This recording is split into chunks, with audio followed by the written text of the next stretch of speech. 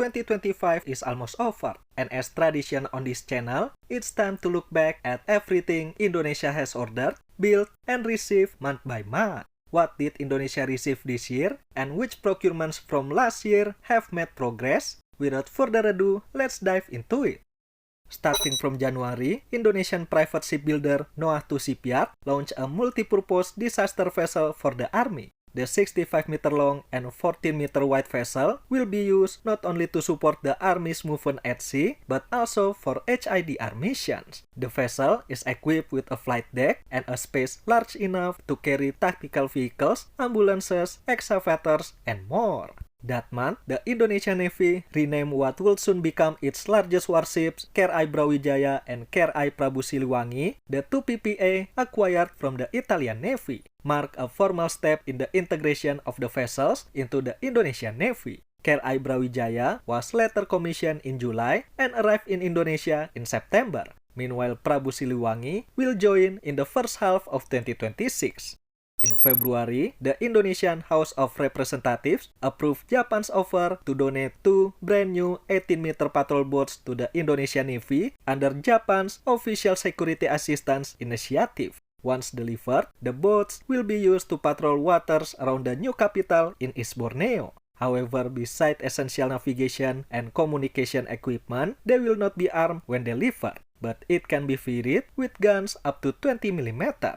At the end of the month, the second Bung Karno-class corvette called KRI Bung Hatta was launched by PT Karimun Anugrah Sejati in Batam. Unlike the lead ship, which is equipped with VVIP accommodations and command and control facilities, Bung Hatta is a pure combatant. It is also 7 meter longer at 80 meters. Although the Navy refers to it as a corvette, I think a patrol boat or OPV is a more accurate description. The vessel was later commissioned in April. Besides that, Indonesia's Republic Corp and the UAE's Millennium Group signed a contract to supply the Indonesian Navy with 5 20-meter USVs. The USV will be designed and built in Indonesia and integrated with an advanced autonomous convention kit by Millennium. So far, no detailed specification or delivery schedule for the USV have been released.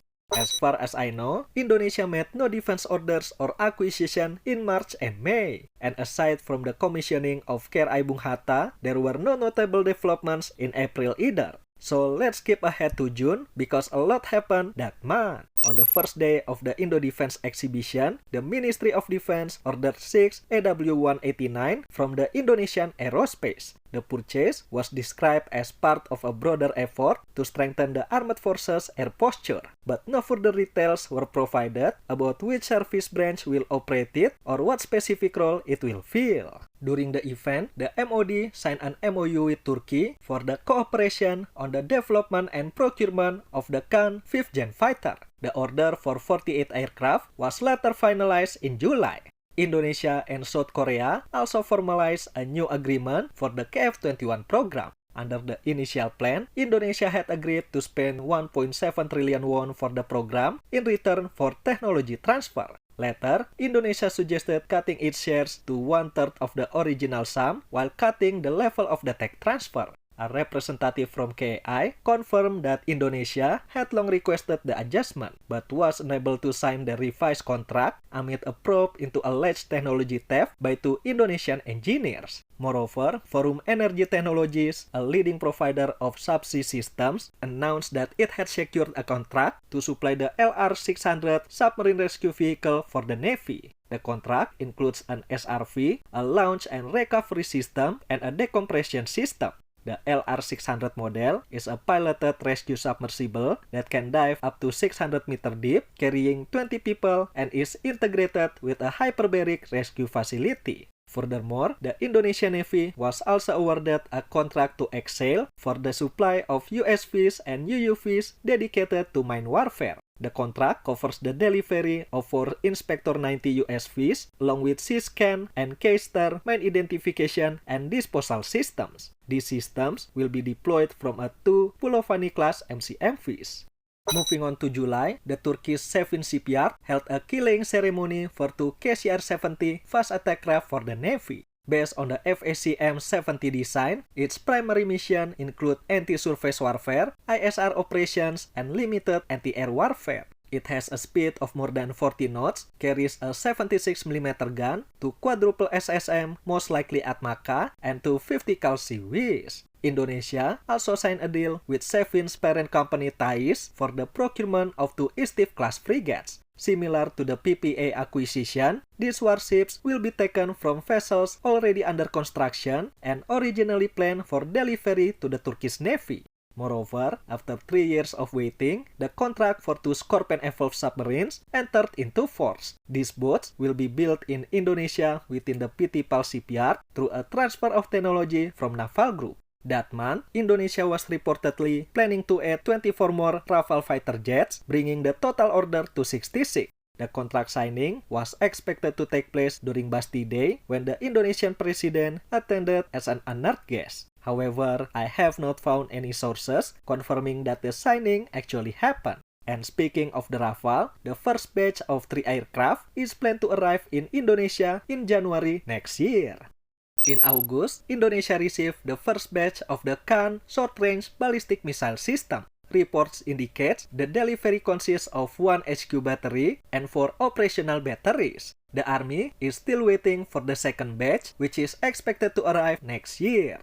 Also in August, Indonesia's dream to have an aircraft carrier will soon come true as the Ministry of National Development Planning approved a foreign loan up to $450 million to purchase the retired Italian Navy carrier Giuseppe Garibaldi. The ministry also approved another $300 million loan for the acquisition of utility helicopters. They didn't mention any specifics about the type. However, it's believed that this acquisition is to support the carrier operations. In September, the Vice Chief of Staff of the Indonesian Air Force led a commander inspection at the KAI facility in Korea for the 6 additional T-50 trainers ordered by the Air Force. It was reported that the first 2 aircraft will be delivered in November. However, as of the time of this recording, there's no evidence that it happened.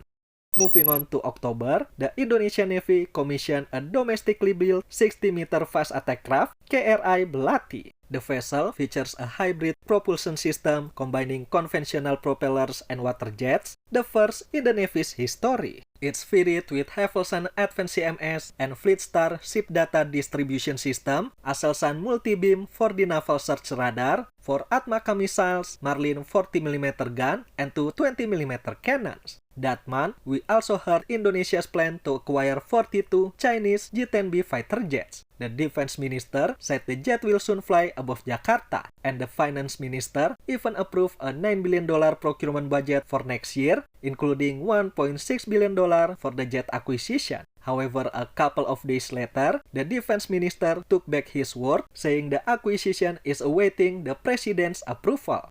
Jumping to November, finally, the first F-400M for the Indonesian Air Force arrived, marking Indonesia as the 10th F-400M user in the world. Besides cargo and transport missions, the F-400M is capable of refueling probe-type aircraft like the Rafale. The second aircraft is expected to arrive next year.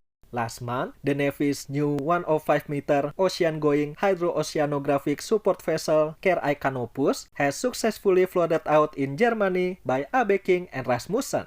As a hydro-oceanographic research and support vessel, it features a helicopter deck for a 12-ton helicopter equipped with a range of hydro-oceanographic systems, AUVs, ROVs, and UAVs, along with 200 tons of additional load, typically reserved for mission modules and extra equipment. KRI Canopus has a unique story, as the hull was constructed in Indonesia by PT Palindo Marine and sent to Germany to be fitted out by AB King and Rasmussen.